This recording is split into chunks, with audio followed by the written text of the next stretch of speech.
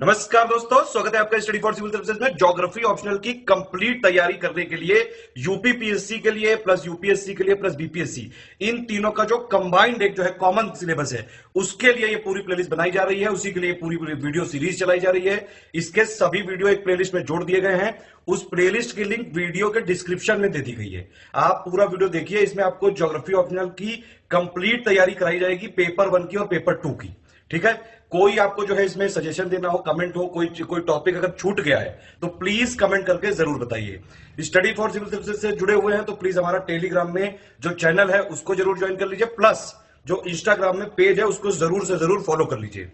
ये पूरी जो वीडियो सीरीज है आपकी ज्योग्राफी ऑप्शनल की तैयारी करने में बहुत ज्यादा उपयोगी साबित होगी। आप इसको पूरा ध्यान से देखिए। पेपर 1, पेपर 2 का जितना भी सिलेबस है सारा इसमें कवर करवाया जाएगा।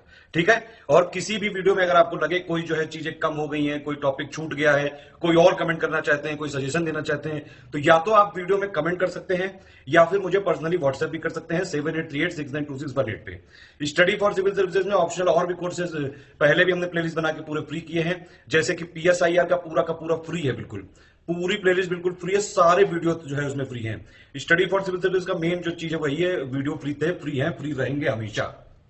ये जो प्लेलिस्ट बनाई गई है इसमें प्रीवियस ईयर क्वेश्चन भी दिए गए हैं, प्लस कंप्लीट सिलेबस से रिलेटेड जो पेपर 1 और पेपर 2 के सारे वीडियो दिए गए हैं। आप लोगों से एक ही रिक्वेस्ट है कि अगर आपको जो है वीडियो से फायदा होता है तो प्लीज जो डिजर्विंग स्टूडेंट है, जो नहीं बड़ी बड़ी महंगी कोचिंग कर पाते हैं, उन तक ये वीडियो जरूर शेयर करिए। स्टडी फॉर सिविल सर्विसेज के ब्रांड एम्बेसडर हमारे छात्री हैं, तो ज्यादा से ज्यादा लोगों तक पहुंचाइए। All the best. जय हिंद। वीडियो देखिए। फॉर सिविल सर्विसेज से यूट्यूब में जुड़े हैं तो प्लीज हमारा टेलीग्राम और इंस्टाग्राम वाला जरूर ज्वाइन कर लीजिए। टेलीग्राम वाला चैनल और प्लस इंस्टाग्राम वाला पेज, ये इंस्टाग्राम के पेज की लिंक है, स्टडी फॉर सिविल .सर्विसेज है ये। ठीक है, देखिए ये वाला फ्री टेलीग्राम जरूर ज्वाइन कर लीजिए। सारी इन्फॉर्मेशन जो है, पिक वाला अपडेट सब हम यहीं पे देते हैं। ये हमारे दोनों कॉलिंग नंबर है, आप इस पे कॉल करके अगर चाहे तो पेड ग्रुप ज्वाइन कर सकते हैं, नहीं चाहे तो कोई बात नहीं, सब यहीं पे मिलेगा आपको फ्री। ये मेरा व्हाट्सएप नंबर 7838692618। ये क्विज वाला ग्रुप है भैया, इसको जरूर ज्वाइन कर लेना। इसमें डेली क्विज कराते हैं हम आपके लिए। ठीक है, टॉप 50 की क्विज होती है, दोनों की लिंक डिस्क्रिप्शन में दी।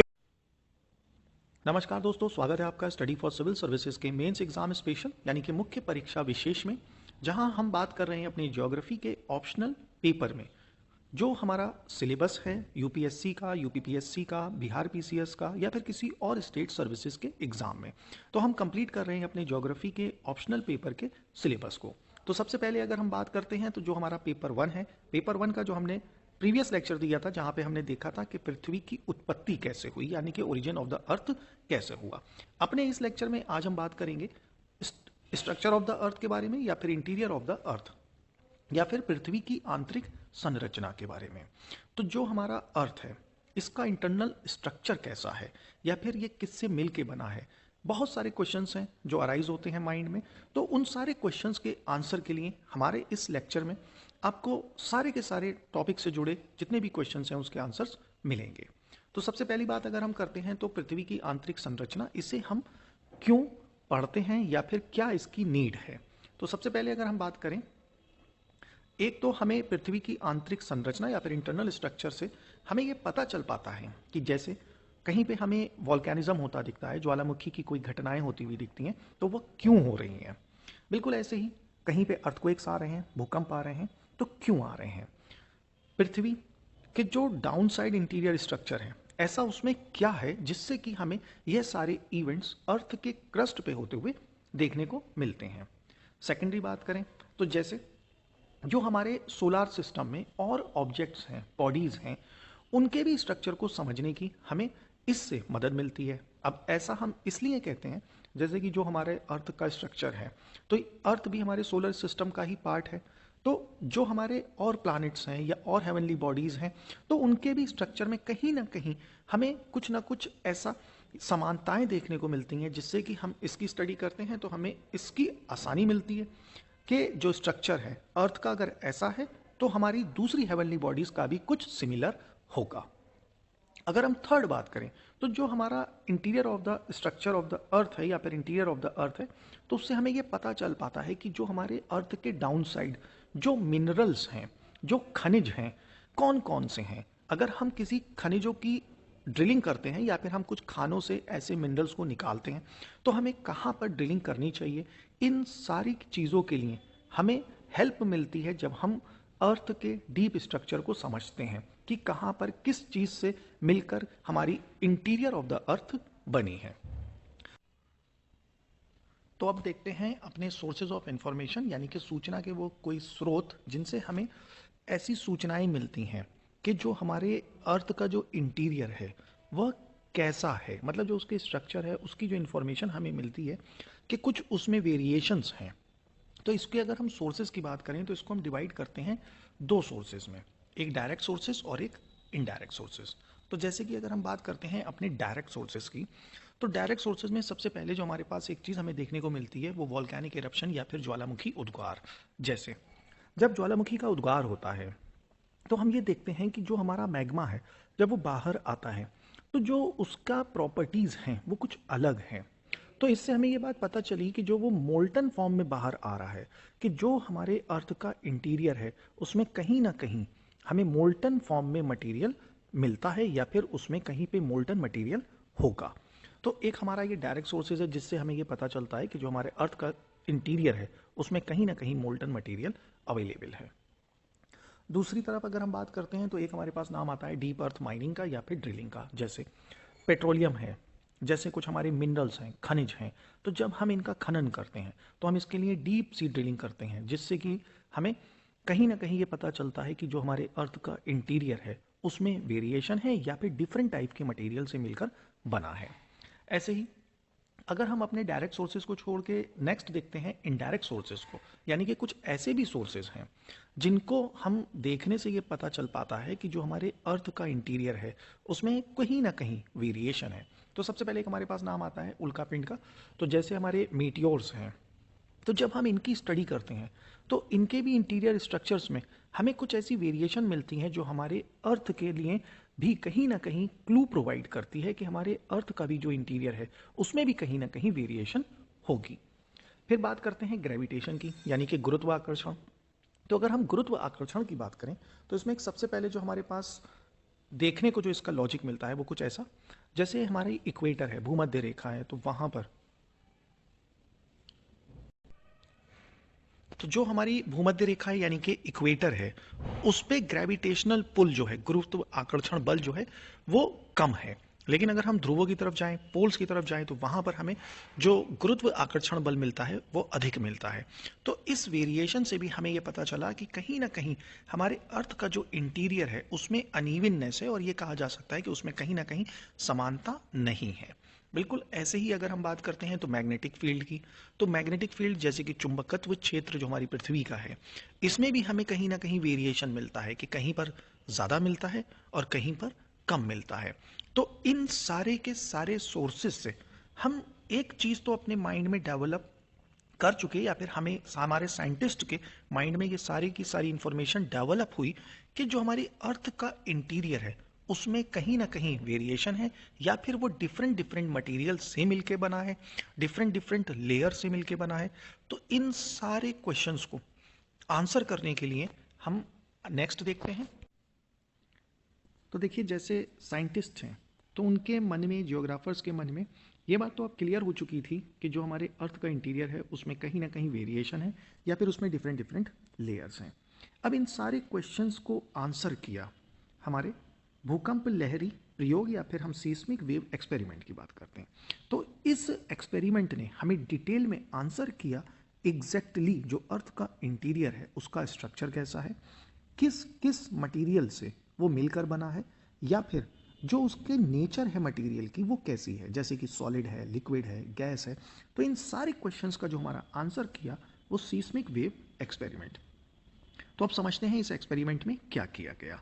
तो इस एक्सपेरिमेंट में जैसा कि आपको ये नाम लिखा दिख रहा होगा सीस्मिक वेव, तो इस एक्सपेरिमेंट में जो यूज़ किया गया है वो सीस्मिक वेव का यूज़ किया गया है या फिर भूकंप लहरी तरंगों का।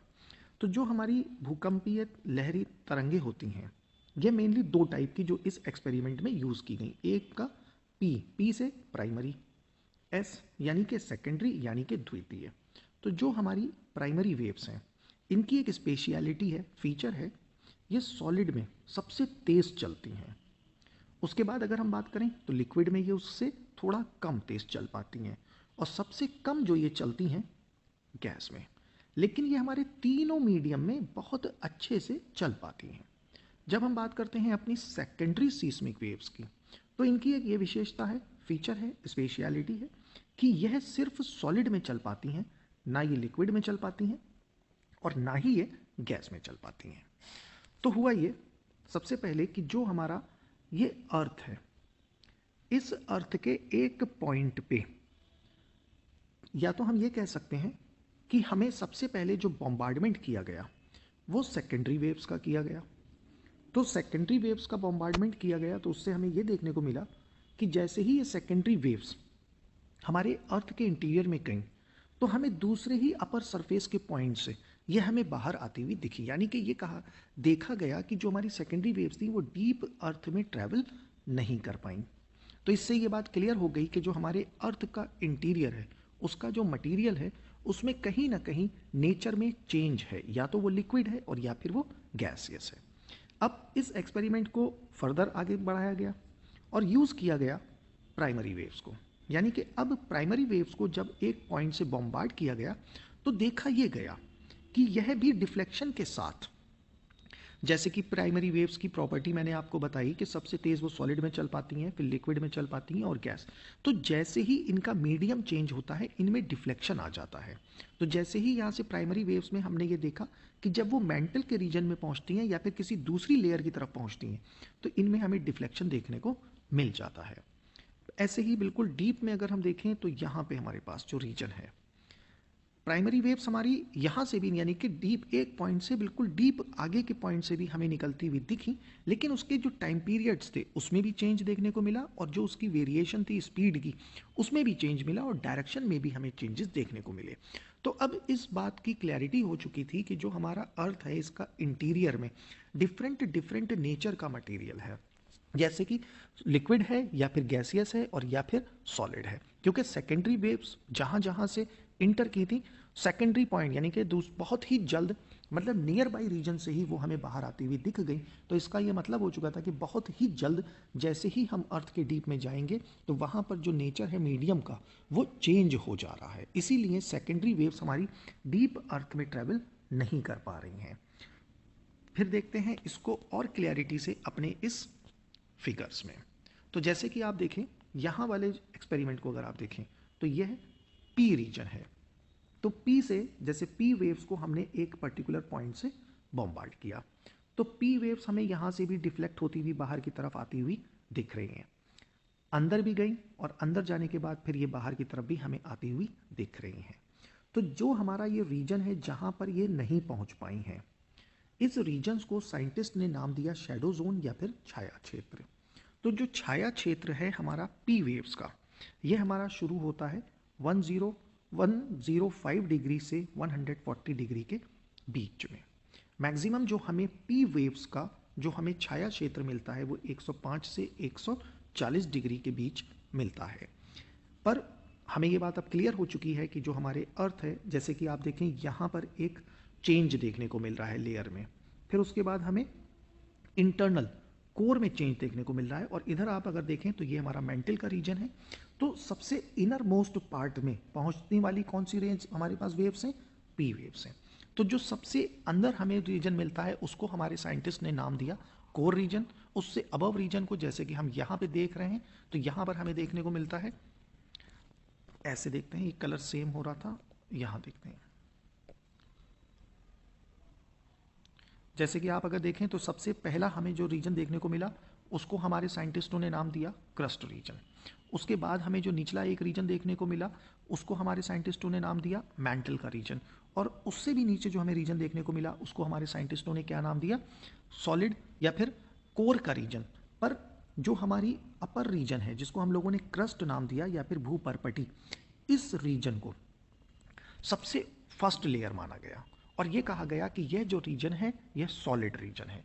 फिर जब हम मेंटल वाले रीजन में आते हैं तो मेंटल के रीजन में जो हमारी लेयर मिली वो जो नेचर है उसकी वो सेमी मोल्टन फॉर्म में, और जो हमारी कोर है यह सबसे ज़्यादा यह कहा गया मोल्टन फॉर्म में है और ये आयरन से मिलकर बनी है। तो अब ये तो क्लैरिटी हो चुकी थी कि जो हमारे अर्थ का इंटीरियर है मेनली 3 लेयर से मिलकर बना है। पहला क्रस्ट जहाँ पे हमारी ट्रैवल करी थी सेकेंडरी वेव्स, मेंटल की बात करी थी यानी कि प्राइमरी वेव्स, पर उनकी स्पीड इससे कम हो गई थी। और सबसे लास्ट में अगर हम बात करते हैं तो कोर, जहाँ पर स्पीड इनकी सबसे कम थी और सबसे इंटरनल रीजन था वो। बिल्कुल ऐसे ही जो हमारा सेकेंडरी वेव का शेडो जोन बनेगा, यानी कि जो ऊपर का क्रस्ट से ही जो वेव्स वापस लौट आई थी या फिर आगे ट्रेवल नहीं कर पाई थी। तो उस रीजन की बात अगर हम करें तो जो एस वेव का शेडो रीजन है, इसको आप हमेशा ध्यान रखिएगा 103 टू 180 डिग्री के बीच में ये लाई करता है। तो जहां से हमारा पी वेव्स शेडो जोन बनाती हैं 105 टू 1040, देखिए आप 105 से बना रही हैं और ये 103 से बना रहा है, यानी कि 103 से हमारी सेकेंडरी वेव्स ट्रैवल करना बंद कर देती हैं और वहीं से हमारी स्टार्ट करती हैं पी वेव्स। तो ये जो हमारा शेडो रीजन है 105 से 1040, तो ये डिफ्लेक्शन भी है, यानी कि जो हमारी वेव्स को यहाँ से बॉम्बार्ड किया गया था वो यहाँ से सीधे ही फिर डिफ्लेक्ट होने के बाद वो कहाँ मिलती हैं, हमें मेंटल से बाहर निकलती हुई दिखती हैं। तो इन शेडो जोन्स को भी आप ध्यान रखिएगा कि कौन से शेडो जोन कौन सी वेव का शेडो रे जो जोन है कौन सी डिग्री से स्टार्ट होता है। तो 103 से जो स्टार्ट होता है वो सेकेंडरी, 105 से जो स्टार्ट होता है वो प्राइमरी। तो अब देखते हैं अपनी मेन लेयर्स की बात करते हैं, और अब हमें इस एक्सपेरिमेंट से ये क्लियर हो चुका है कि जो हमारी अर्थ की इंटीरियर है वो 3 लेयर से मिलकर बनी है। कौन सा एक्सपेरिमेंट था, कौन सी वेव्स को यूज़ किया गया, तो इन सारी चीज़ों को हमने समझ लिया। Secondary waves, primary waves, shadow zone क्या होती हैं, और हमारी अर्थ की लेयर का भी हमें स्ट्रक्चर मिल गया। तो जैसा कि मैंने आपको बताया कि जो हमारे पास लेयर्स मिली हैं 1, 2, 3, सबसे पहले भूपर्पटी यानी कि क्रस्ट, दूसरे की बात करें अगर तो मेंटल, और तीसरे की बात करें तो कोर। तो सबसे ऊपर की जो हमारी लेयर है, तो जो सबसे ऊपर हमारे पास लेयर है इसको हमारा नाम दिया गया है ज्योग्राफर्स ने क्रस्ट, और ये कहा गया कि यह कोई बहुत ज़्यादा इसकी मोटाई भी नहीं है, पर जो हमारा ओशियन रीजन है वो भी हमें इसी के ऊपर मिलेगा। और फिर यहाँ से अगर हम बात करें तो हमारे कुछ माउंटेनियस रीजन, यानी कि क्रस्ट के अंदर जो हमारा लाई करेगा वो हमारा माउंटेन्स हैं, ओशियंस हैं। तो अभी हम सिर्फ इतनी बात को समझ रहे हैं कि जो हमारी लेयर्स हैं वो कौन कौन सी हैं और किस नेचर की हैं। फिर जब हम बात करते हैं मेंटल की, तो मेंटल जो है हमारा एक सेमी मोल्टन फॉर्म है, यानी कि ये कहा गया कि ना तो वो बिल्कुल प्योर पिघला हुआ है और ना ही वो बिल्कुल प्योर सॉलिड फॉर्म में है। और जो कोर है ये हमारा मेनली मोल्टन फॉर्म में है। तो अब हमने अपनी तीनों लेयर्स को समझ लिया। अब हमारे मन में या आपके भी मन में ये क्लैरिटी आती है, ये बात आती है कि जो हमारा लेयर्स हैं ये एक दूसरे के ऊपर क्यों ठहरी हुई हैं, या फिर जैसे कि हमारा ओशियंस हैं ये अगर ऊपर सॉलिड नहीं है, लिक्विड फॉर्म में है, तो ये नीचे की तरफ क्यों नहीं जा पा रहा है, या फिर जो हमारे इतने बड़े पर्वत हैं जो सॉलिड फॉर्म में हैं वो नीचे की तरफ क्यों नहीं है। तो उससे हमारे मन में जो ये क्वेश्चन है या आपके भी मन में क्वेश्चन है, तो उसका एक ही आंसर है कि जो हमारा मेंटल है, जो इसका घनत्व है इससे ज़्यादा है, यानी कि जो हमारा मेंटल है इसका घनत्व ज़्यादा है और इसका घनत्व कम है। लेकिन जब हम कोर की बात करते हैं तो इसका घनत्व सबसे ज़्यादा है, इसीलिए ये हमारा तरल अवस्था में है, लिक्विड फॉर्म में है, लेकिन फिर भी ये नीचे है। मेंटल थोड़ा इससे डेंसिटी में कम है, इसीलिए वो इसके ऊपर है। और फाइनली जो हमारे ओशियंस हैं और जो हमारे माउंटेन्स हैं और जो क्रस्ट है, भूपर्पटी है, उसकी डेंसिटी सबसे कम है, इसीलिए वो सबसे ऊपर है और वो फ्लोट कर रही है हमारी अर्थ की ऊपरी स्ट्रक्चर में या फिर अर्थ के ऊपरी लेयर्स में। तो अब हम अपनी इन लेयर्स को डिटेल से समझते हैं कि इनके क्या क्या फीचर्स हैं, क्या क्या इनकी स्पेशलिटीज़ हैं। तो सबसे पहला एक नाम आएगा हमारे पास क्रस्ट या फिर भूपर्पटी। तो देखें आप, जो हमारी क्रस्ट है इसकी एक सबसे बड़ी बात, ये 2 टाइप से हमें मिलेगी, या तो भूमध्य या फिर हमें महासागरीय भूपर्पटी, ओशियानिक क्रस्ट हम जिसको कहेंगे, यानी कि जिस लेयर के ऊपर ओशियंस हैं। सेकेंडरी अगर हम बात करें महाद्वीपीय भूपर्पटी, यानी कि कॉन्टिनेंटल क्रस्ट, यानी कि जिसके ऊपर हमारा लैंड पार्ट है। यहाँ पर आप एक बात हमेशा ध्यान रखिएगा, जो ओशियानिक क्रस्ट है वो थोड़ा सा ये कहा जाएगा कि थिनर है, पतली है, 5 से 10 किलोमीटर तक उसकी चौड़ाई है। लेकिन जो हमारा कॉन्टिनेंटल क्रस्ट है इसकी चौड़ाई ज़्यादा है, ये थिकर है, 5 से 10 किलोमीटर। लेकिन हैवियर जो है वो हमारी ओशियानिक क्रस्ट है। बिल्कुल ऐसे ही जब हम बात करते हैं अपने महाद्वीपीय भूपर्पटी की या फिर कॉन्टिनेंटल क्रस्ट की, तो ये हमारी लाइटर है, हल्की है, ठीक, लेकिन थिकर है, मोटाई में ज़्यादा है लेकिन वज़न में हल्की है। एक और स्पेशलिटी इसकी कि जो हमारी भूपर्पटी है ये सबसे बाह्यतम परत है, यानी कि आउटर मोस्ट लेयर है। जैसा कि हमने देखा था 3 लेयर्स हैं, तो सबसे ऊपर वाली जो लेयर है वो कौन सी है हमारे पास? क्रस्ट। फिर इसके नीचे हमारे पास मेंटल है और उसके नीचे कोर है। फिर हम देखें आगे, जो हमारे अर्थ का टोटल आयतन है, यानी कि टोटल अर्थ की वॉल्यूम है, तो जो क्रस्ट उस वॉल्यूम को ऑक्यूपाई करती है वो टोटल कितना है? 1%। फिर बात करें अगर, तो जो हमारी क्रस्ट है, जैसे कि यहाँ से हमारे पास क्रस्ट है, ये भूपर्पटी है, तो देखिए ये क्रस्ट है और ये मेंटल, तो ये एक जोन ऑफ डिफरेंस हमें मिलता है। यानी कि यहाँ से नीचे जाने के बाद हमें जो मटेरियल है अर्थ का वो मोल्टन फॉर्म में मिलना शुरू हो जाता है। तो साइंटिस्टों ने इस डिवीज़न को जो नाम दिया है वो मोहरोविक डिसकंटिन्यूटी या फिर मोहरोविक असंबद्धता। तो असंबद्धताएं प्री एग्जाम्स में हमेशा पूछी जाती हैं, या फिर यूपीएससी के शॉर्ट आंसर की बात अगर हम करें तो 20 वर्ड्स में अगर लिखने के लिए आता है तब आपको पता होना चाहिए कि मोहरोविक डिसकंटिन्यूटी जो है वो हमारे क्रस्ट को मेंटल से डिवाइड करती है। चलते हैं अपना नेक्स्ट, यानी कि हम बात करते हैं अपने मेंटल की। तो अब जब हम अपने मेंटल की बात करें तो मेंटल के बारे में सबसे पहले एक बेसिक इंफॉर्मेशन कि जो हमारी मेंटल है ये हमारी शुरू कहाँ से होगी? मोहरोविक डिसकंटिन्यूटी से। और इसकी डेप्थ के बारे में ये कहा गया करीब करीब 35 किलोमीटर के बाद से, यानी कि क्रस्ट जहाँ से ख़त्म होती है वहाँ से लेके 2900 किलोमीटर की गहराई तक हमें क्या मिलता है? मेंटल मिलता है। फिर अगर हम कहें तो जो हमारा क्रस्ट है यानी कि भूपर्पटी है और जो हमारी मेंटल का अपर लेयर है उसको साथ जोड़ के क्या बनता है? लिथोस्फीयर, या फिर हम उसको स्थलमंडल के नाम से जानते हैं। अब जो हमारा निचला मेंटल है, तो जो हमारा निचला मेंटल है इसको हम एस्थेनोमंडल या फिर एस्थेनोस्फीयर के नाम से जानते हैं, और यह जो है हमारा सॉलिड स्टेट में मिलता है। और यहीं से हमारे पास कुछ सेमी मोल्टन फॉर्म जो है मेंटल की वो शुरू होती हुई दिखती है। जो हमारे अर्थ का टोटल वॉल्यूम है उसका जो 83% है ये हमारा कौन ऑक्यूपाई करता है? मेंटल करता है। फिर अगर हम बात करें अपने कोर की या फिर क्रोड की, तो क्रोड की बात अगर हम करें तो 2900 किलोमीटर से 6400 किलोमीटर तक इसकी कुल गहराई है। जो हमारे पृथ्वी का आयतन है उसका 16%। अब आप देखिए 16% है ये, जो मेंटल है वो 83% ऑक्यूपाई करता है और 1% सिर्फ क्रस्ट ऑक्यूपाई करती है। जो मेनली हमारा कोर है ये मिलकर बना है निकल से और आयरन, यानी कि मैक्सिमम जो हमें इसमें देखने को मिलता है वो उसमें निकल है और आयरन है। फिर एक वही कॉमन बात, यानी कि एक डिसकंटिन्यूटी हमें मिलेगी, जैसे कि ऊपर हमारे पास मेंटल है और नीचे कोर है, तो यहाँ से हमारे पास सेमी मोल्टन फॉर्म से मोल्टन फॉर्म शुरू होगी।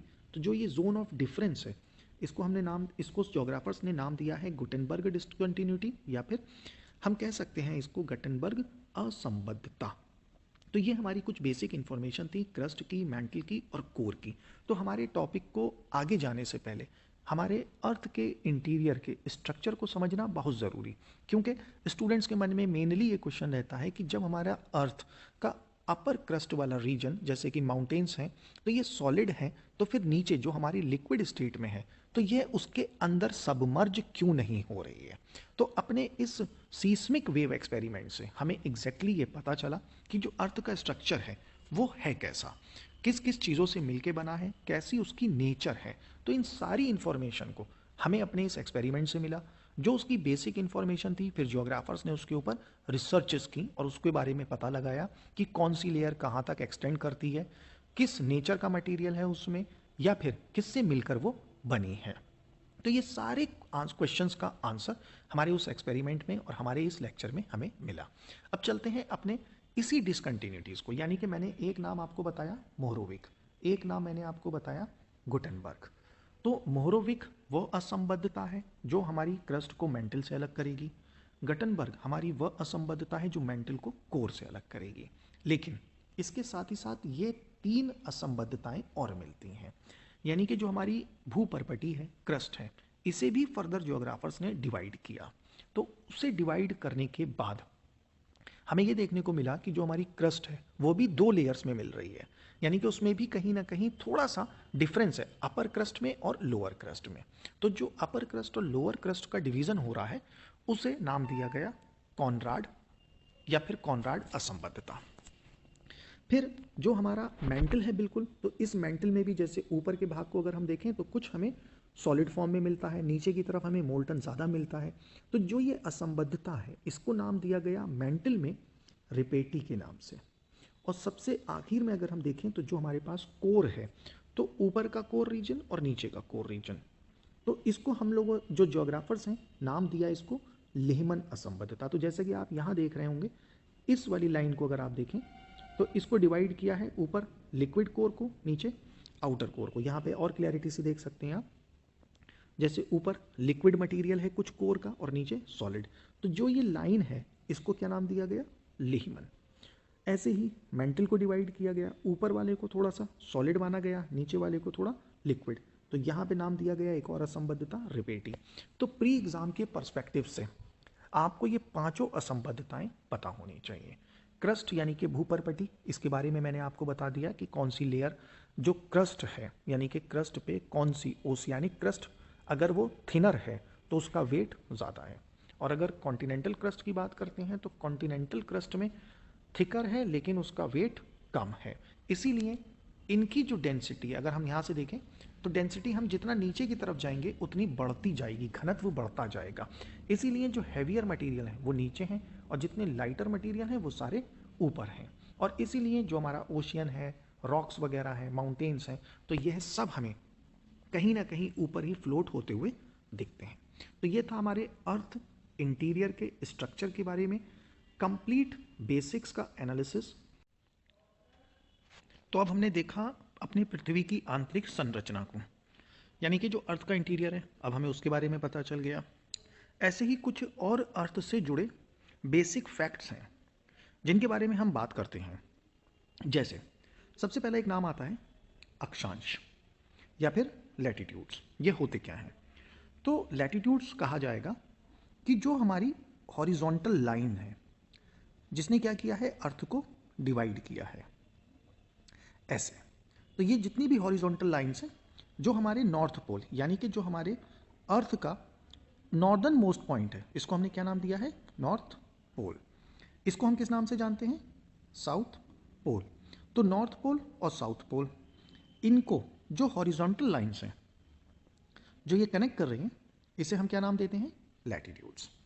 बिल्कुल ऐसे ही अब अगर हम देखें तो जो ये हमारी हॉरिजॉन्टल लाइन है, जो ये हमारे इस पॉइंट पे है, यानी कि 0 डिग्री पे जो लाई करेगी, उसे हम किस नाम से जानते हैं, इक्वेटर या फिर भूमध्य रेखा।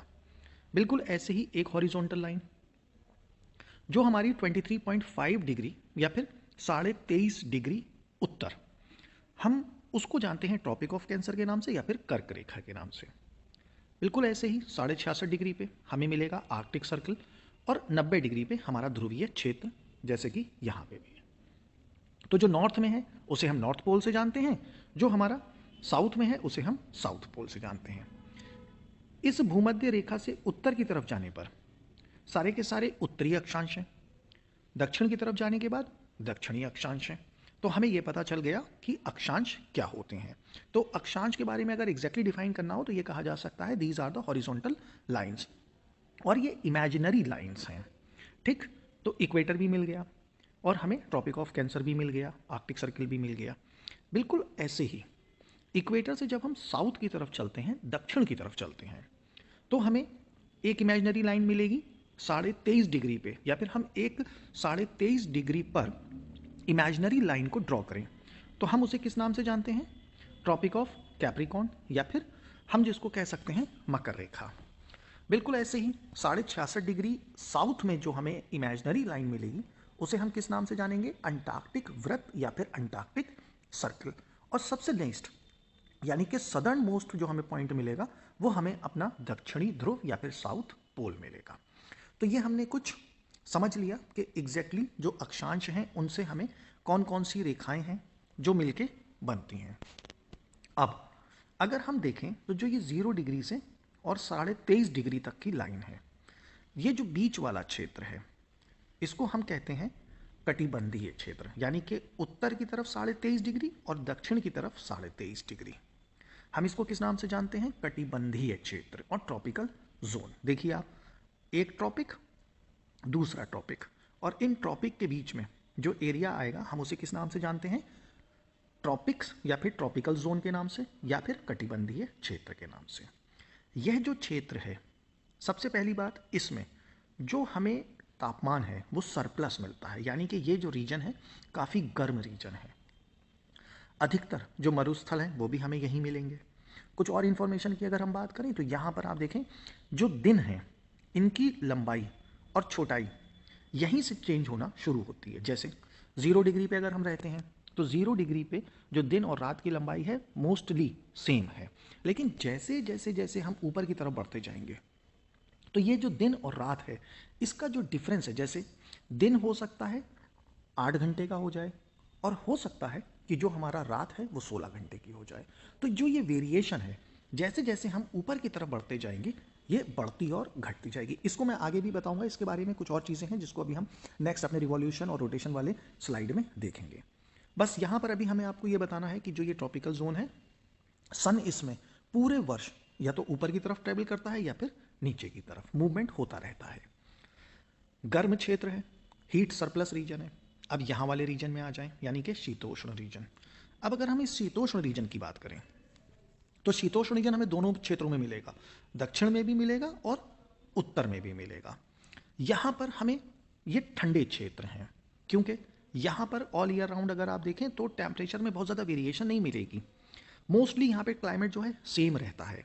सबसे ज़्यादा क्लाइमेट की वेरिएशन हमें कहाँ देखने को मिलती है? कटिबंधीय क्षेत्र या फिर ट्रॉपिकल जोन्स में। टेम्परेट जोन कैसे हैं? इस कटिबंधीय जोन के कंपैरिजन में ज़्यादा ठंडे हैं।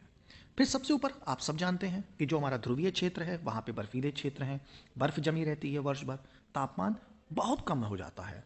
तो ये जो पोलर रीजन है यहाँ पर हमें खूब अधिक सर्दी भी मिलती है और पूरे वर्ष इन क्षेत्रों में हमें जो वर्षा वो बर्फ है वो जमी हुई दिखती है। तो ये हमारे पास कुछ अर्थ से जुड़े बेसिक कंसेप्ट थे या फिर बेसिक फैक्ट्स हैं अक्षांशों से जुड़े। तो अक्षांश क्या होते हैं ये हमने देखा, अक्षांशों को कैसे कैसे डिवाइड किया गया है हमने ये देखा। अब देखते हैं नेक्स्ट अपना, अब चलते हैं हम अपने देशांतरों की तरफ। तो देशांतरों की बात करें तो देखिए ये हमारे पास उत्तरी ध्रुव, इधर हम बात करें दक्षिणी ध्रुव। तो आप देखें इस उत्तर से दक्षिण के बीच जो हमारी वर्टिकल यानी कि लंबवत रेखाएं हैं जो उत्तर को दक्षिण से जोड़ती हैं, इसको हम किस नाम से जानते हैं? लॉन्गिट्यूड्स। ऐसा भी कहा जाता है यह मुख्यतः दो देशों के अंतर को भी बताते हैं, इसीलिए इसको नाम दिया गया है देशांतर। अब आप इसको ऐसे भी समझ सकते हैं, देखिए जैसे एक देश यहाँ है तो देखिए आप, ये एक देश हो गया जो देशांतर है, इसको डिवाइड कर रहा है, और ऐसे यानी कि एक देश फिर और दूसरा देश फिर तीसरा देश। तो ये जो देशों के बीच के अंतर हैं ये कौन बताता है? देशांतर। सबसे एक बात आपको यहां पर याद रखनी रहेगी हमेशा, जो ये 0 डिग्री है यही हमारी ग्रीनविच मीन टाइम है, यानी कि यहीं के आधार पर जो हमारी इंटरनेशनल स्टैंडर्ड टाइम है, इस इंटरनेशनल टाइम को इसी 0 डिग्री के आधार पर डिवाइड भी किया गया है। जैसे कि 0 डिग्री से इधर वाले देश अपने समय को आगे बढ़ा के रखेंगे, इधर वाले देश अपने समय को पीछे की तरफ रखेंगे। तो पूर्वी पश्चिमी देशांतर हमेशा उत्तर और दक्षिण के बीच, अक्षांश हमेशा उत्तर और दक्षिण के बीच होंगे, देशांतर हमेशा पश्चिम और पूरब के बीच होंगे।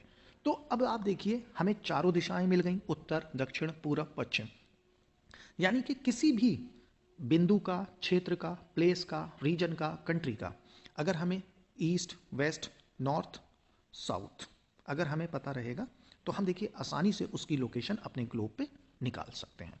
तो हमें अक्षांश पता चल गए क्या होते हैं, देशांतर हमें पता चल गए क्या होते हैं।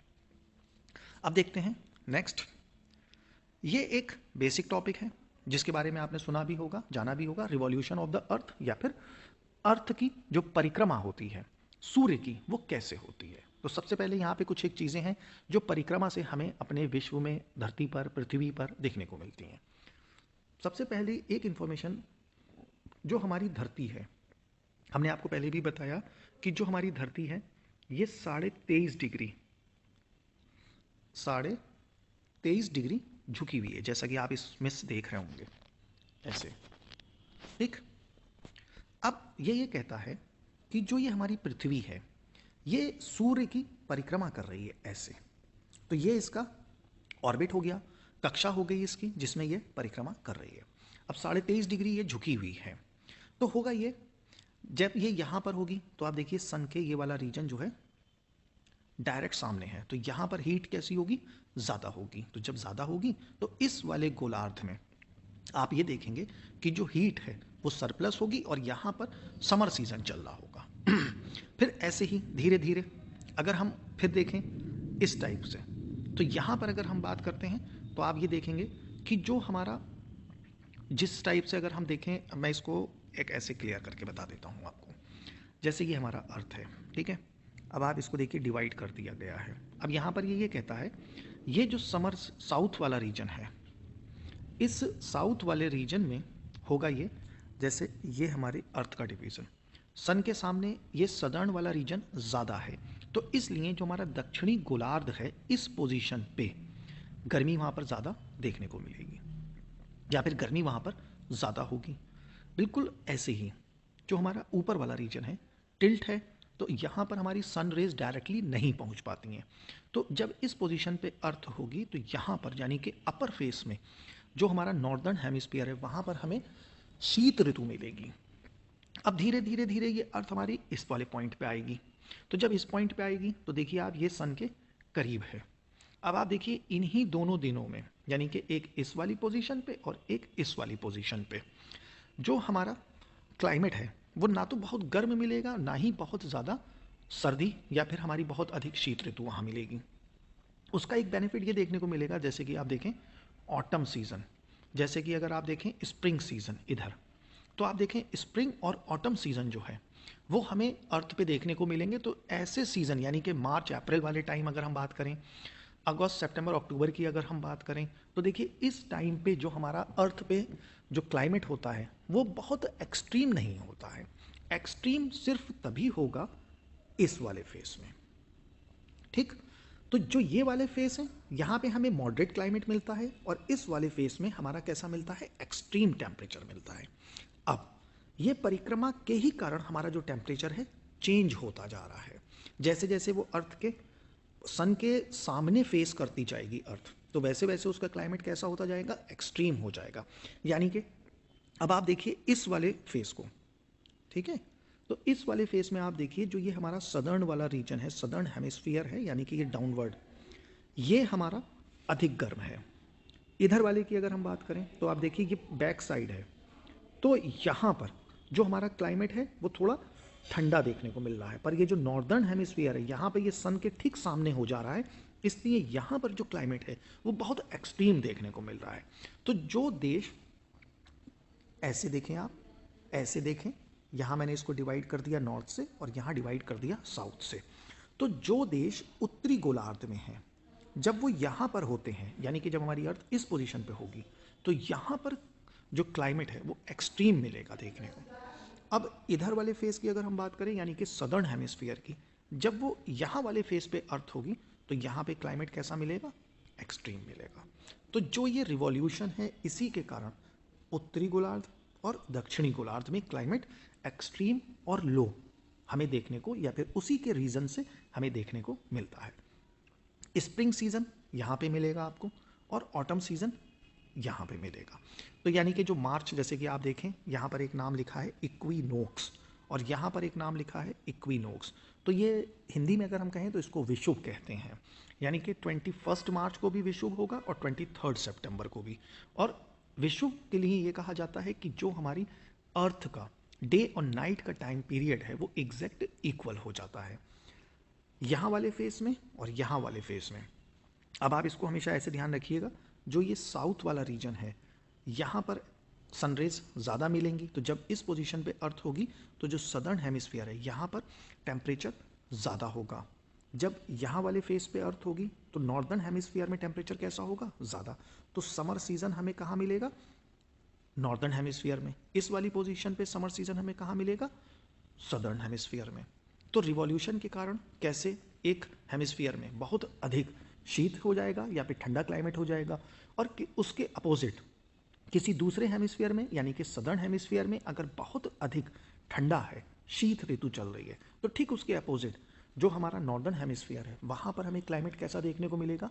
गर्म मिलेगा। वो कंडीशन ये वाली होगी। और जब हमारे पास कंडीशन यानी कि जो हमारे पास ये वाली कंडीशन है, तो इस वाली कंडीशन में ये कहा जाएगा कि जो सदर्न दक्षिणी गोलार्ध है इसमें तापमान बहुत अधिक होगा। सदर्न हेमिस्फीयर की जो कंट्रीज़ हैं वहाँ पर हमें कैसा मौसम मिलेगा या फिर कैसी ऋतु मिलेगी? हॉट मिलेगी, या फिर हम बात कर सकते हैं गर्म क्लाइमेट, समर सीजन मिलेगा। और अपोजिट जो हमारा नॉर्दर्न हेमिस्फीयर है वहाँ पे हमें जो क्लाइमेट मिलेगा वो शीत ऋतु का मिलेगा। तो जिस समय जैसे कि हम अपनी इंडिया की बात करें तो नॉर्दर्न हेमिस्फीयर की कंट्री है, तो नॉर्दर्न हेमिस्फीयर यानी कि समर इंडिया में तब आएगा जब हमारी अर्थ यहाँ होगी। बिल्कुल ऐसे ही अगर हम ब्राज़ील और कुछ ऐसी कंट्री जैसे साउथ अफ्रीका है वहाँ की बात करें तो वहाँ पर हमें समर सीजन कब मिलेगा? जब हमारे पास अर्थ या हमारी अर्थ सन के इस स्पेस में होगी। तो ऐसे हमारे अर्थ पे क्लाइमेट्स चेंज होते हैं। और क्यों होते हैं? रिवॉल्यूशन ऑफ द अर्थ या फिर पृथ्वी की परिक्रमा के कारण। अब देखते हैं, यहाँ पर एक नाम है अपसौर और उपसौर, पेरिलियन और एपेलियन। तो इसको समझने के लिए हम फिर यहीं चलते हैं। तो देखिए, एक नाम दिया गया है इसमें सबसे पहले पेरिलियन यानी कि उपसौर। तो पेरिलियन यानी कि ये वाली कंडीशन, ठीक, यानी कि जब अर्थ सन के पास होगी तो वो कौन सी कंडीशन होगी? पेरिलियन होगी। और हिंदी में अगर हम बात करें तो उपसौर के नाम से। एपेलियन की बात करें यानी कि अपसौर, तो अपसौर की बात वो होगी जहाँ पे हमारा अर्थ सन से क्या होगा? दूर होगा। तो जब ये दूर होगा तो हम इसको किस नाम से जानेंगे? एपेलियन के नाम से, ठीक। और तीसरा एक नाम यहाँ पे जो दिया है डे लाइट सेविंग मोड, ठीक। तो डे लाइट सेविंग मोड क्या होती है इसको समझते हैं। अब यहाँ पे देखते हैं, देखिए सबसे पहले आप देखें अगर इस पॉइंट को, तो सबसे पहले हमारे पास एक नाम दिया गया है डे लाइट सेविंग मोड, ठीक। अब डे लाइट सेविंग मोड में क्या होगा? तो सबसे पहले हम एक बात को ये समझ लें कि जो हमारा डे लाइट है सेविंग मोड यानी कि जो हमें दिन में सूर्य का प्रकाश मिल रहा है हम मैक्सिमम उसको यूटिलाइज करें और जो हमारी एनर्जी है उसे हम सेव करें। तो इसके लिए जैसे कोई कंट्री है वहाँ पर डे लाइट ज़्यादा है, तो उसको जब हम सेव करेंगे तो हम लोग अपने, जैसे आपने देखा होगा मोबाइल्स में कई ऐसे इक्विपमेंट्स हैं जहाँ पे डे लाइट सेविंग मोड लिखा हुआ दिखता है। तो वो चीज़ क्या है? अब जैसे हमारी कोई कंट्री इस रीजन में है जैसे अगर हम अपनी कंट्री से ही इसको एग्जाम्पल से समझते हैं, जैसे अरुणाचल प्रदेश है, तो अरुणाचल प्रदेश हमारा ईस्टर्न मोस्ट पॉइंट है इंडिया का। तो यहाँ पे सन का जो राइज है वो पहले होता है, गुजरात में जो सनराइज है वो बाद में होता है। तो जो हमारा अरुणाचल प्रदेश वाला रीजन है वहाँ पर सनराइज तो पहले हो रहा है, लेकिन हमारी जो टाइमलाइन है जो हमने डिसाइड कर रखी है 82। अब आप देखिए 82 डिग्री, यानी कि जब वहाँ पे सनराइज होगा तब हम अपनी वर्किंग स्टार्ट करते हैं। यानी कि अरुणाचल प्रदेश वालों ने जो अपनी वॉच सेट कर रखी है वो सेव कर रखी है जो हमारे 82 डिग्री है उसके अकॉर्डिंग। अब डे लाइट सेविंग मोड की कंडीशन वो होती है जहाँ पर जब आप डे लाइट को सेट करते हैं, डे लाइट सेविंग मोड को, तो वहाँ पर होगा ये कि अरुणाचल प्रदेश वाले अपनी वॉच को अपने ही लैटिट्यूड के अकॉर्डिंग सेट करें। तो उनको जो हमारा, जैसे अगर आप देखें तो 82 डिग्री के आसपास हमारी टाइमलाइन है इंडिया की 82.30। और अगर हम अरुणाचल प्रदेश का एक्सपेंशन देखें तो आप उसको देखेंगे करीब 97 के आसपास, यानी कि 97.25 के आसपास है, ठीक है। अब इस 97.25 तक और 82 के बीच में अगर हम डिफरेंस देखें तो अप्रॉक्सीमेटली 15 डिग्री का डिफरेंस आ रहा है। और 15 डिग्री का मतलब हो गया 4 मिनट, यानी कि अरुणाचल प्रदेश वालों ने अपने आप को, अपनी वॉचेस को 1 घंटा क्या कर रखा है? पीछे कर रखा है। सनराइज वहाँ पहले हो जा रहा है पर वॉचेस को उन्होंने जो सेट कर रखा है वो according to India mean time के अकॉर्डिंग कर रखा है और 82 डिग्री के अकॉर्डिंग। तो जो डे लाइट सेविंग मोड है वो बस यही करता है कि जब आप उसको ऑन कर लेते हैं तो वो एग्जैक्टली जो भी लोकेशन पे जो लैटिट्यूड होगा उसी के अकॉर्डिंग आपके वॉचेस को सेट कर देगा और डे लाइट के अकॉर्डिंग ही फिर आप वर्क कर सकते हैं। अब अगर आप इसको फिर देखें, अरुणाचल प्रदेश वालों ने अगर अपनी वॉचेस को डे लाइट के अकॉर्डिंग सेव कर दिया तो होगा ये कि वो अपना दिन 1 घंटा पहले शुरू कर सकेंगे।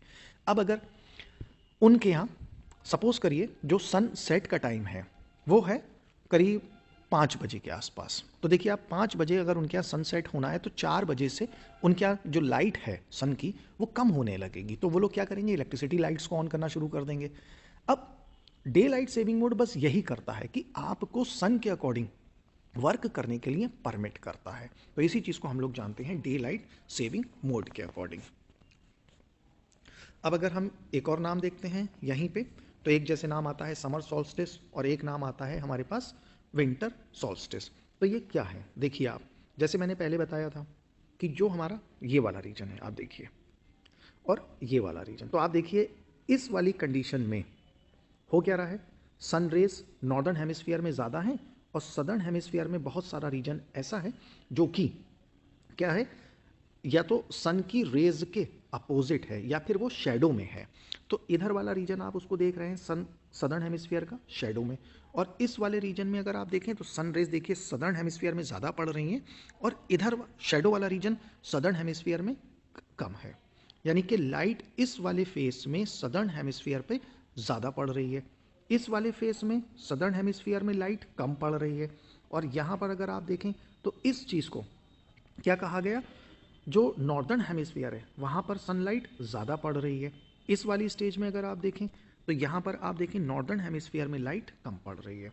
तो अब विंटर सॉल्स्टिस और समर सॉल्स्टिस बस यही चीज़ आपको बताता है, जैसे कि जब हमारा एक हेमिस्फीयर होगा क्या, जैसे समर सीजन चल रहा था तो वहाँ पर धीरे धीरे क्या स्टार्ट होगा, विंटर सीजन आना स्टार्ट होगा। तो यही हमारे सॉल्स्टिस कहलाया करते हैं या फिर अयनांत कहा जाता है। तो अयनांत के अंतर्गत ये बताया गया कि जो हमारा उत्तरी क्षेत्र है जब वो सन के अपोजिट आने लगेगा, यानी कि सन के सामने फेस करने लगेगा, तो हम उसको जानने लगेंगे समर सॉल्स्टिस, क्योंकि नॉर्दर्न हेमिस्फीयर में क्या होने लगेगा, समर सीजन स्टार्ट होने लगेगा। बिल्कुल ऐसे ही विंटर सॉल्स्टिस की बात करें तो विंटर सॉल्स्टिस में ये बताया गया कि जो हमारा नॉर्दर्न रीजन है या नॉर्दर्न हेमिस्फीयर है वो क्या होने लगेगा, समर सीजन खत्म होने लगेगा और वहाँ से क्या स्टार्ट होने लगेगा, जो हमारा समर सीजन है वो स्टार्ट होने लगेगा। तो यही चीज़ हम जानते हैं सॉल्स्टिस में। अब ये तो हमारे पास कुछ अर्थ से जुड़े बेसिक फैक्ट्स थे कि कौन कौन से लैटिट्यूड्स होते हैं, कौन कौन से जो हमारे लॉन्गिट्यूड्स हैं या अक्षांश हैं, देशांतर हैं, रिवॉल्यूशन है वो कैसा है, दिन और रात की लंबाई, डे लाइट सेविंग मोड, ये सब चीज़ों को हमने समझा। अब हम देखते हैं एक हमारा छोटा सा एग्ज़ाम में पूछा जाने वाला टॉपिक है, जो अगर आप देखें तो पीसीएस के यानी कि स्टेट एग्ज़ाम्स होते हैं या फिर कुछ और छोटे एग्ज़ाम्स में, वहाँ पे कुछ ऐसे क्वेश्चंस हैं, क्वेरीज हैं जो की जाती हैं। जैसे जो हमारा अर्थ है इसका एक पूरा जियोलॉजिकल पीरियड है, जियोलॉजिकल टाइम पीरियड है या फिर जियोलॉजिकल टाइम स्केल है, जिसके अकॉर्डिंग जो अर्थ के ऊपर लिविंग बॉडीज़ हैं उनका ओरिजिन होना और एक्सटिंक्शन होना बताता है। तो सबसे पहले यहाँ पर मैं बहुत ज़्यादा तो ये कहा जा सकता है कि डिस्क्राइब नहीं करूँगा, लेकिन जो एक हमारी बेसिक इन्फॉर्मेशन है वो मैं यहाँ पे आपको ज़रूर प्रोवाइड करा दूँगा। तो सबसे पहले आप एक बात हमेशा ध्यान रखें, जो हमारा ये जियोलॉजिकल टाइम स्केल है ये ऐसे स्टार्ट होगा। यहाँ पर एक नाम आएगा प्री कैम्ब्रियन, फिर पेलियोजोइक, मीसोजोइक, सीनोजोइक और फिर नियोजोइक। तो ये जो मैं आपको पृथ्वी का भूगर्भिक इतिहास या फिर geological history of the earth बता रहा हूँ, तो यहाँ पर हमारे पास मेनली जो पीरियड्स हैं, यानी कि जहाँ से हमारी अर्थ फॉर्म हुई, हमारे जियोग्राफर्स ने, जियोलॉजिस्ट ने इस पूरे पीरियड को डिवाइड किया और पर्टिकुलर जो इपॉक्स हैं, जो जिसे कहा जाता है जैसे युग हैं हिंदी की अगर हम बात करें, तो बस वो जो डिवीज़न है उसके बारे में हम यहाँ पर बात करेंगे। तो सबसे पहले एक नाम आएगा हमारे पास प्री कैम्ब्रियन, फिर एक हमारे पास नाम आएगा पेलियोजोइक, फिर एक नाम आएगा मीसोजोइक, फिर एक नाम आएगा सीनोजोइक और फिर एक हमारे पास नाम आएगा जिसको हम अगर बात करें तो जो प्रेजेंट टाइम में चल रहा है जिसको हम लोग जानते हैं नियोजोइक के नाम से। तो सबसे पहले जो हमारा प्री कैम्ब्रियन है इसके बारे में ये कहा गया कि अराउंड ये शुरू होता है 4600 यानी कि 4600 मिलियन ईयर्स अगो से और 570 ईयर्स अगो तक इस पूरे टाइम पीरियड का या फिर इस पूरे इरा का जो टेन्योर है वो था।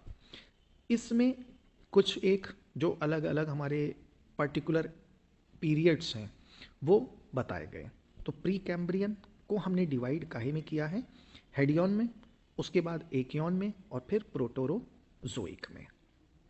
फिर चलते हैं तो यहीं पे अगर हम देखें तो यहाँ पे देखिए सबसे पहले कुछ छोटी सी इंफॉर्मेशन। सबसे पहली एक इंफॉर्मेशन जो हमें यहाँ देखने को मिलेगी इस एपॉक में वो ये कि जो एटमॉस्फेयर है और ओशियन जो थे ये हमारा अर्थ पे ठंडा होना शुरू हुआ। यहीं से हमारे पास एटमॉस्फेयर की फॉर्मेशन होना स्टार्ट होती हुई हमें दिखती है। एग्जाम्स में मेनली जो आपसे पूछा जाएगा वो ये नहीं पूछा जाएगा कि कौन कितने ईयर से शुरू हो रहा है, बस इतना पूछा जाएगा कि कौन से स्पेशीज का या कौन से इवेंट का जो ओरिजिन हुआ है वो किस पीरियड में हुआ है या फिर किस एपॉक में हुआ है। तो यहाँ पर आप प्री कैम्ब्रियन के बारे में ध्यान रखिएगा, एटमॉस्फेयर का बनना और ओशियंस का ठंडा होना शुरू होना, और जो हमारे अर्थ के ओल्डेस्ट रॉक्स हैं इन्होंने भी सॉलिडिफाई होना शुरू किया था। तो सबसे पहले आप अपने इस पूरे पीरियड को याद रखें, प्री कैम्ब्रियन, और प्री कैम्ब्रियन में जो जो घटनाएं हुई उसके बारे में आप ध्यान रखें। फिर एक और बात करें अगर तो यहाँ पे देखें तो सबसे पहला साइनोबैक्टीरिया हमारा अपीयर होना शुरू हो जाएगा। फिर देखें इसके बाद अगर हमारे पास एक बहुत इंपॉर्टेंट नाम आता है पेलियोजोइक का। तो पेलियोजोइक में आप सबसे ज़्यादा ध्यान रखें जो पेलियोजोइक के पर्टिकुलर पीरियड्स हैं, यानी कि जो पेलियोजोइक है इसको ज्योग्राफर्स ने पर्टिकुलर पीरियड्स में डिवाइड किया है। तो इसमें एक नाम आता है कैम्ब्रियन यानी कि सबसे पहले यहाँ पे अगर आप देखें, और एक नाम आता है ओडोवेशियन। इसको किस नाम से कहा जाना जाता है, एज ऑफ इनवर्टिब्रेट्स।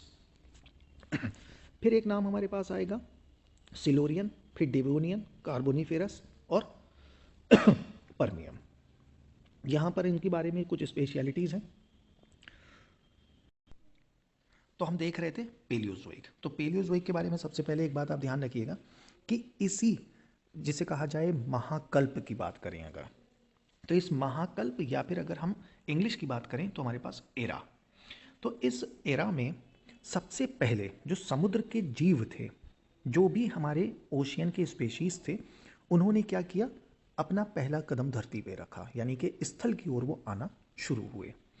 फिर पेलियोजोइक में 6 डिवीज़न है, जैसा कि आप देख रहे हैं, कैम्ब्रियन, ओडोवेशियन, सिलियन।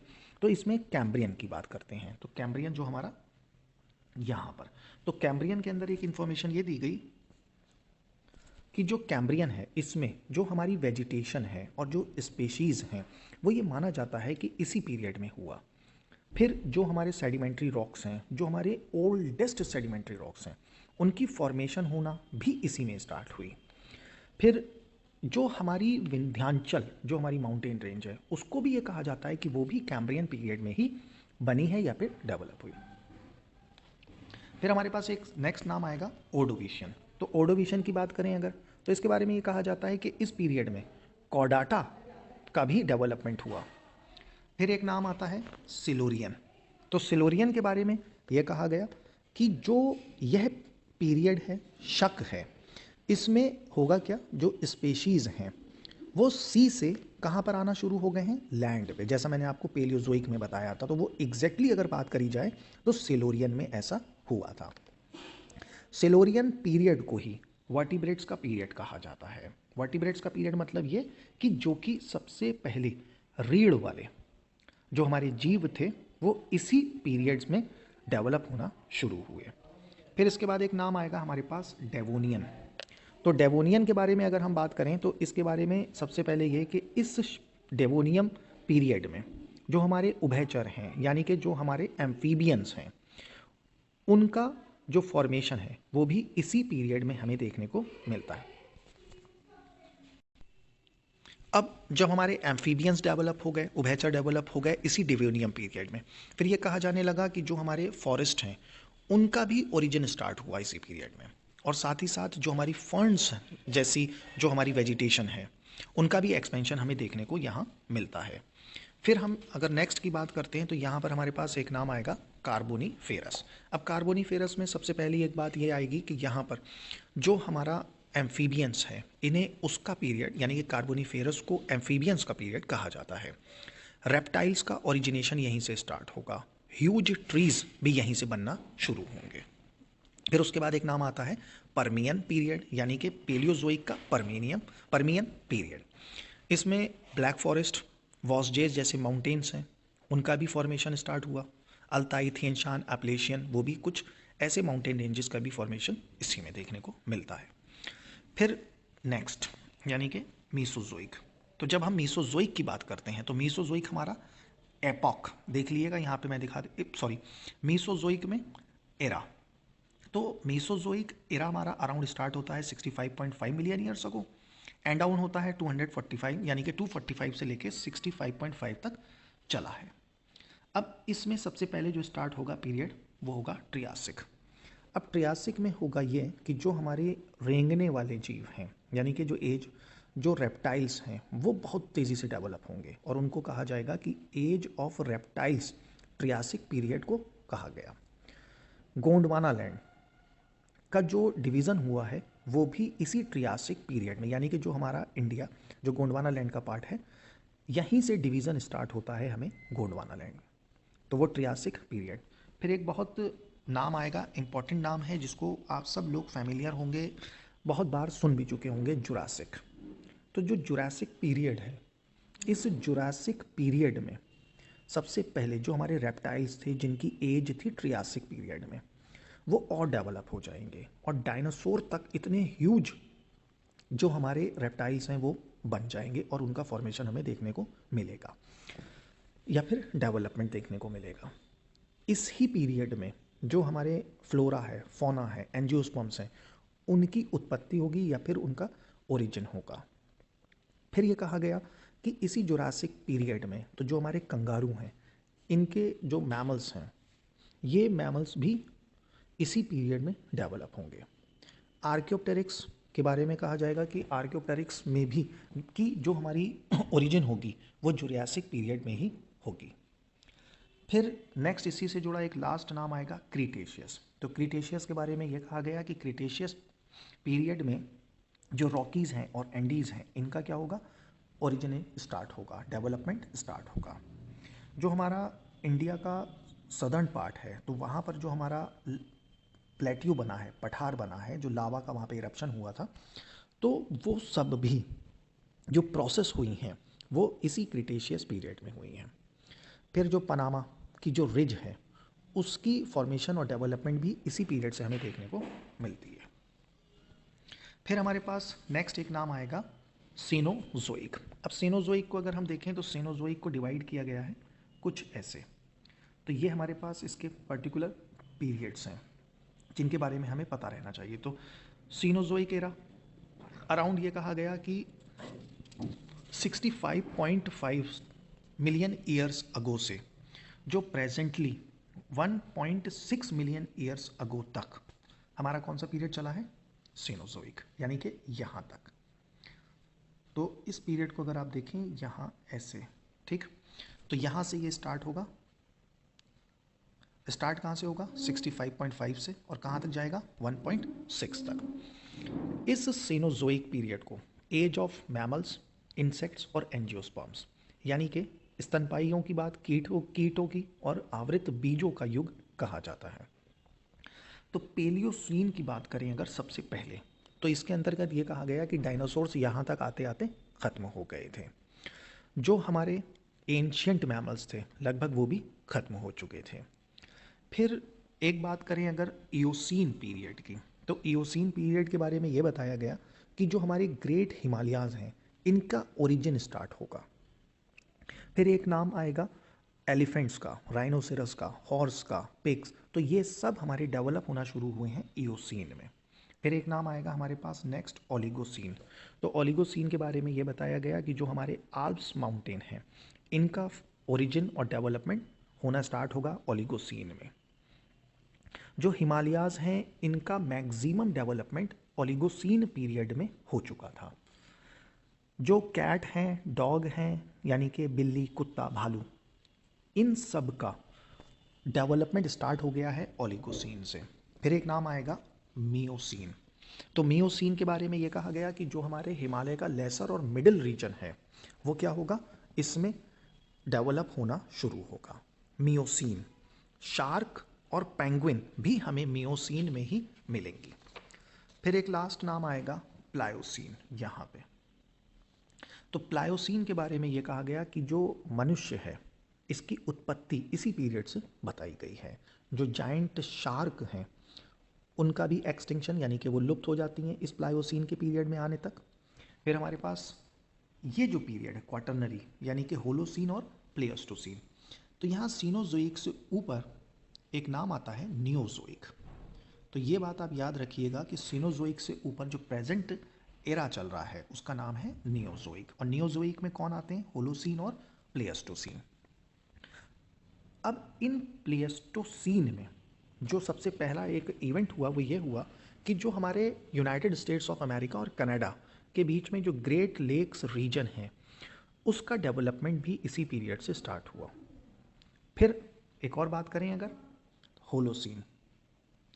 होलोसीन के बारे में ये कहा गया कि जो करंट में चल रहा है इसको कहा गया है as of man.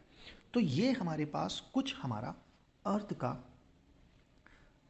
Geological history, कौन कौन सी जो स्पेशीज़ हैं उनका कब फॉर्मेशन और डेवलपमेंट स्टार्ट हुआ और कैसे उनका एक्सटेंशन हुआ।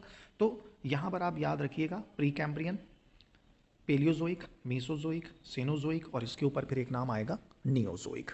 तो इन सब से मिलकर हमारा पूरा का पूरा जो एक अर्थ के ओरिजिन से लेके और प्रेजेंट तक का जो टाइम पीरियड है उसको डिवाइड किया गया और उसमें कौन कौन से इवेंट्स या फिर कौन कौन से स्पेशीज़ का ओरिजिन हुआ वो बताया गया है। इसी को हम लोग जानते हैं geological history of the earth या फिर पृथ्वी के भूगर्भिक इतिहास को। तो ये हमारा आज का कंप्लीट एक अर्थ स्ट्रक्चर का और अर्थ से जुड़े बेसिक फैक्ट्स का कंप्लीट सीरीज में हमारा लेक्चर था ये। तो ये था हमारा अर्थ स्ट्रक्चर और अर्थ से जुड़े कुछ बेसिक फैक्ट से जुड़ा हुआ आज का लेक्चर। तो कैसा लगा आपको ये, इसके बारे में ज़रूर कमेंट करें।